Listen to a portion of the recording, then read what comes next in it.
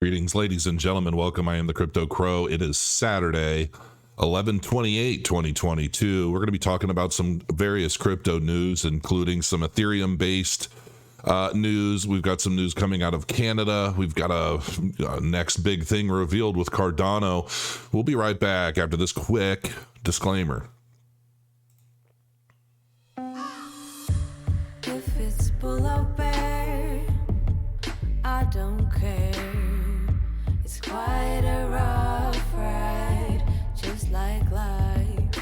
But I'm kind of patient, 'cause only time will tell.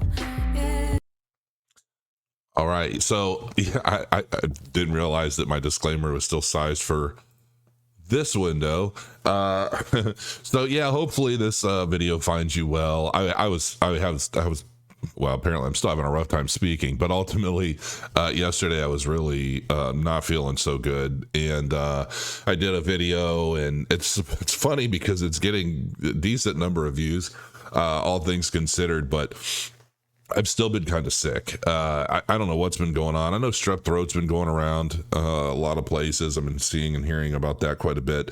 And just watched a ridiculous video called Died Suddenly. And wow, let me just say, that is, I mean, there's graphic, there's some graphic stuff, and watching people kind of just drop in very similar ways. And just, I don't know, man. I mean, the content of that was, I mean, it was eye-opening to some degree, scary as hell in others.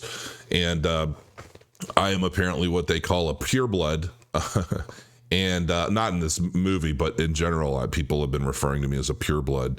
And yeah, the stuff always freaks me out, and worth checking out if you're at all interested in that kind of topic. But let's go ahead and start with what's going on in the crypto space. We're going to start with this article, and let's go ahead and bring this up. Ethereum Bitcoin developer and educator Jimmy Song says Ethereum proof of stake is a Roach Motel. On Saturday, a prominent Bitcoin developer, educator, and entrepreneur Jimmy Song expressed how he feels about Ethereum 2.0's proof of stake consensus mechanism. Around 7 a.m. on September 15th, Ethereum's merge upgrade was completed, which meant that the Ethereum network moved to a proof of stake consensus from the much more energy hungry proof of work consensus. Ethereum co-creator Vitalik Buterin called this successful upgrade a big moment for the Ethereum ecosystem. Two problems with staking in Ethereum 2.0 are that your stake is locked, unlike in some other proof of stake networks such as Cardano, and that currently withdrawals are not allowed. Pretty big issues there, if you ask me, especially given the fact that the video I did yesterday, we were talking about Ethereum basically being at the mercy of Amazon, AWS. I forget what the numbers were. 68% of the Ethereum POS system is at the mercy of Amazon AWS, which sounds scary. So if AWS goes down, so does your nodes. So on the day the merge was completed, one Cardano fan pointed out that Kraken has recently told its users that Ethereum unstaking will not be available until Ethereum has its Shanghai protocol upgrade, which is to be expected to take place in 2023. We know how Ethereum likes to meet deadlines. Cardano and Ethereum co-founder Charles Hoskinson then sent out a tweet that mocked Ethereum's proof of stake model by subtly noting that Cardano's POS design and implementation does not suffer from this problem. Oh boy. If only there was a way of implementing proof of stake that doesn't require locking assets like this. Oops. Well, I guess it's going to take us to the tweet. Ethereum unstaking unavailable until after the Shanghai upgrade incident resolved. I mean, that's a blow. Charles loves to go after it. Then on September 16th, after ADA stake pool operator pointed out that no date has been announced for Ethereum Shanghai upgrade, The IOG CEO compared the situation that ETH stakers find themselves in to being stuck in a Hotel California. I mean, but really, how many of these Ethereum stakers actually care? You know, that's the question. Because a lot of these guys are like, you know what, I don't care as long as I'm able to pull it out before the, you know, whatever the next peak is, 2025, 2026, whatever. So, yeah, I doubt they care all that much, or they wouldn't have done it, because they knew initially it was going to be at least a year, I think, right? But that was kind of is that kind of a bait and switch? You're staking, you have to lock it for a year minimum, but now it's being forced into like a multi-year thing. That definitely sucks, especially if somebody needs the capital for something. Thank you, Charles, for building something better. The day my locked ETH becomes my property again, I'll swap it all for ADA. Dang. As you know, Hotel California is the title track from the Eagles album of the same name and was released as a single in 1977. Oh, the year I was born. This is the first part of the song. Last thing I remember, I was running for the door. I had to find the passage back to the place I was before. Relax, said the night man. We are programmed to receive. You can check out any time you like, but you can never leave. Before the merge, here's what a FAQ on Ethereum Foundation's website was saying about withdrawals. Staked Ethereum, staking rewards to date and newly issued Ethereum immediately after the merge will still be locked on the beacon chain without the ability to withdraw. This just doesn't sound good. How many of you guys are staked on Ethereum and are like just totally don't care about this? Like, does it bother any of you at all? Or are you getting a little bit more pissed? Personally, I love being able to stake my ADA and just use it whenever I want, if I ever want. I haven't touched it since I got back in. I staked it to the Crow node, obviously, and it is what it is. I just leave it there. But I like having the choice of being able to use it if I need to. Earlier today, Jimmy Song decided to share his thoughts on this current lack of stake withdrawal capability on Ethereum 2.0. Ethereum POS is GBTC 2.0. In other words, a Roach Motel. And Jimmy Song's a smart dude. I'm pretty sure him and Tone Vase are good acquaintances at the very least, if not friends. Jimmy Song's been on Tone Vase for years. I haven't watched Tone Vase's channel in quite some time, honestly. But once I realized that all you have to do is just wake up in the morning and just say, Bitcoin's going lower. And then you've seen Tone Vase's video. That was pretty much it throughout the entire bear market until way after, which could be me now because I'm the one still calling for a lower Bitcoin price, even as we sit at like 16.6. And, a lot of people are like, can we touch 20,000? I don't think so. I think we're going to go down, but I could be wrong, and then maybe I'll be that guy, but I've already started to average in, so I don't really care either way, but I'm looking for when I should average down further, and I'm still waiting on that window until there's some sort of confirmation. I think we need to be above 21,000 for any kind of confirmation of the bottom is in, but, I could be wrong about that. We might see a $20,000 touch and then drop like to 14.5, who knows? So anyway, that's not good. No, I can't imagine anybody's overly happy about that. Let's take a look at this. Canada crypto regulation, Bitcoin ETFs, strict licensing, and a digital dollar.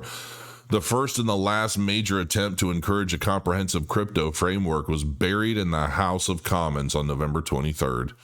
In October, Toronto-based CoinSquare became the first crypto trading business to get dealer registration from the Investment Industry Regulatory Organization of Canada.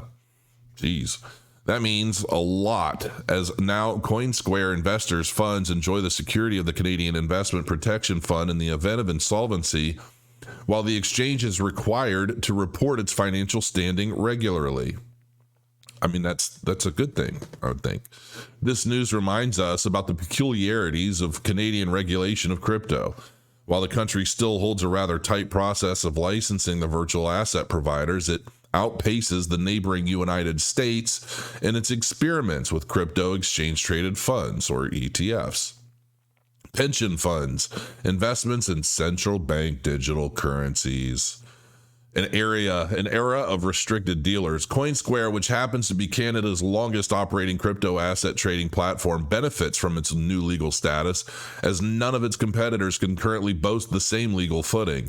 By publishing time, all other local players must have the status of a restricted dealer, signaling that they've made their registration bid and now await the IIROC's decision. The guidance for crypto asset trading platforms was introduced by the IIROC and the Canadian Securities Administrators.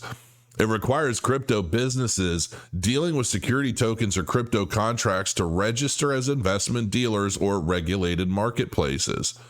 All local companies have been given a 2-year transitory period during which they should start the registration process and, in some cases, obtain the restricted dealer temporary registration. The list of restricted dealers that have been granted a 2-year relief period to operate amid the ongoing registration process is rather short and includes many local companies such as Coinberry, BitBuy, Netcoins, Virgo, CX, and others. This is all, in my opinion, this is a long read. I'm not going to get into all of this. But this is all, in my opinion, stuff this is going to be a U.S. thing too, most likely. I mean, this is all these licensing procedures, all of this regulation. I mean, it's going to continue growing and expanding and making things a little bit more difficult for the random dude in his basement working out of his mother's house, coming up with some scheme to make, $50 million in crypto, and then rug pulling like Cardano. And, honestly, I think a lot of this is because I have not seen anybody say this anywhere yet, but I do believe that there is going to be a time when all traditional stock markets are tokenized. The market goes 24/7, and that's that. Cardano, next big thing revealed. Here's the surprising aspect. Ouroboros Leios, a new Ouroboros family variant that would significantly increase throughput while achieving optimum security, is thought of by Cardano enthusiasts as the next big thing for the blockchain. This is a tweet.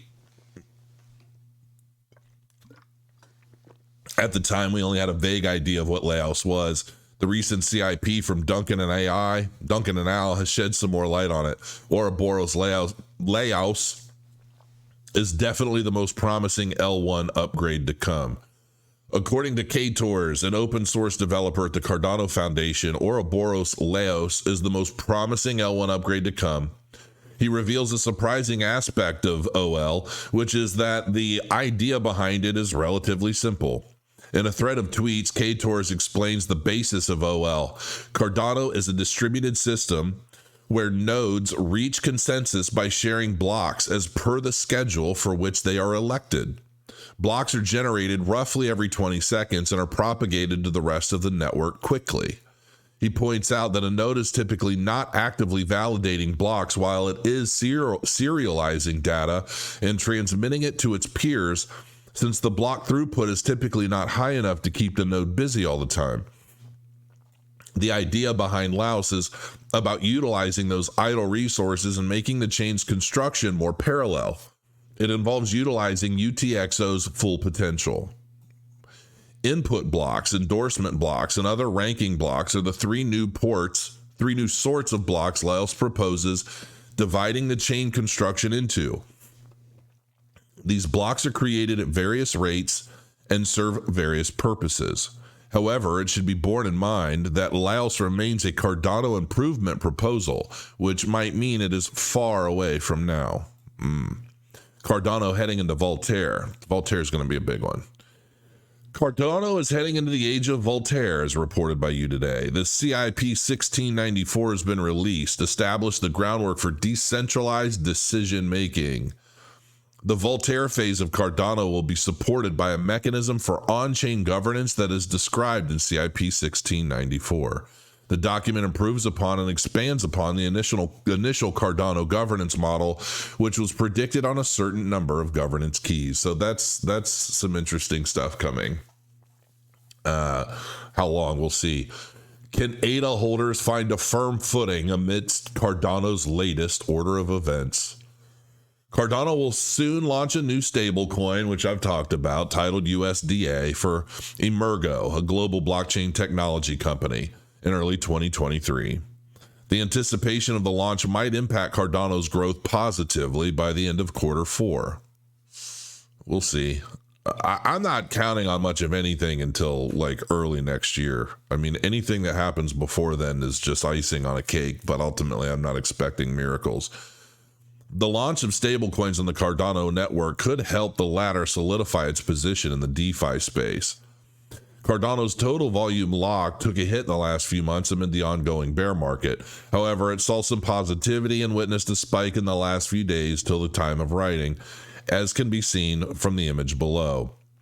The overall total value locked by Cardano was just 58 million at press time, and its TVL has appreciated by 1.45% in the last 24 hours. I don't really find this overly, like not a huge deal, but, we're still in a bear market, and I think when things really start pumping again, Cardano's going to lag. It always seems to lag, and then it typically catches up, surpasses. I almost feel like Cardano, to some degree, until widespread adoption starts to take place across multiple use cases such as DeFi, NFTs. I mean, NFTs are growing, DeFi's growing. Everything is growing on Cardano, but ultimately, I think we're going to reach a point where there are much more like enterprise level applications across countries and things.